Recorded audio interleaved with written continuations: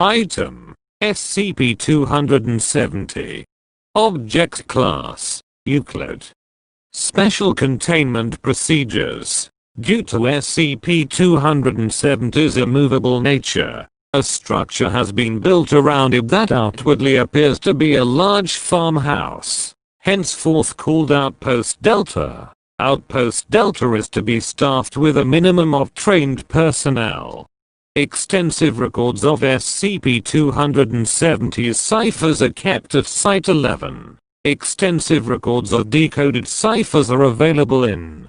If the security of Outpost Delta is compromised, SCP-270 is to be destroyed, along with all on-base records of verified or unverified information accumulated, and manuscripts outlining various encryptions SCP-270 has used. Description: SCP-270 is a nondescript black phone of mid-20th century make.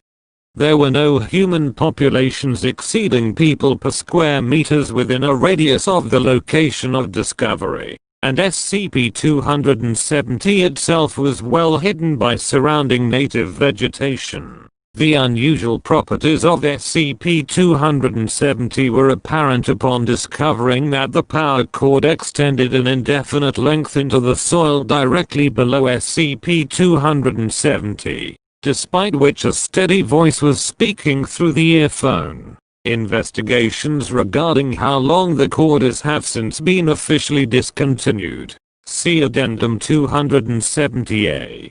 What makes SCP-270 of continued interest is the audio stream from the earphone, which has since been discovered to contain encrypted messages that are of value to the Foundation. Said ciphers are referred to as SCP-271.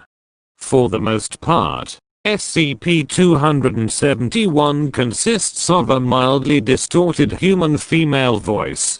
See Addendum 270-B, speaking in a steady monotone, which has been recorded listing names, cryptic phrases, patterns of numbers, quotes, mangled quotes, strings of letters, data expunged, incomprehensible words, sounds that cannot be produced by any known animal that continue for extended amounts of time. Unconfirmed languages have been distinguished to date, of which are reoccurring, monologues, nursery rhymes, redacted, leading to speculation as to whether or not the narrator is in fact human, etc.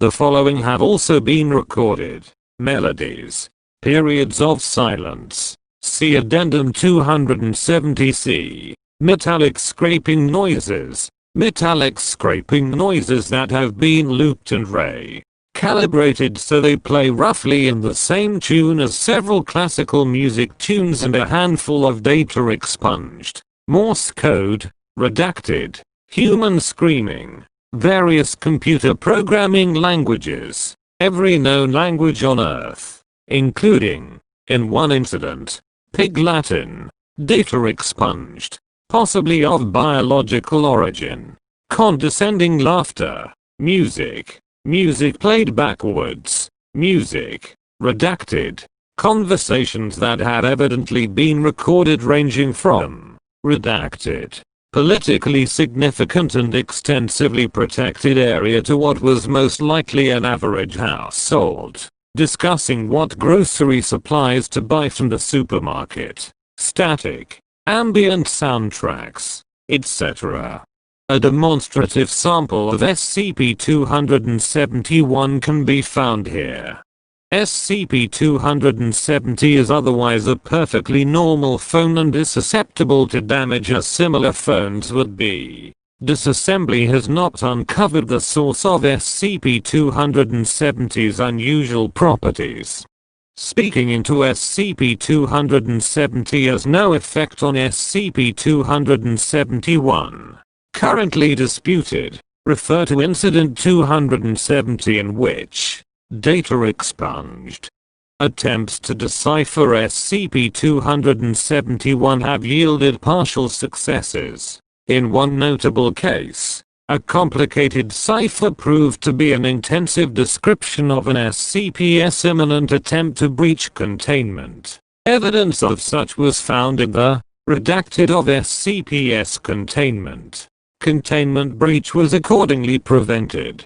Decoded portions have alternately been startlingly useful to the Foundation and immensely frustrating to both personnel working on SCP-271 and Foundation officials. For example, 1-hour study of what seemed to be a significant cipher proved to translate into a long and painstakingly thorough list of extremely unofficial synonyms for a human.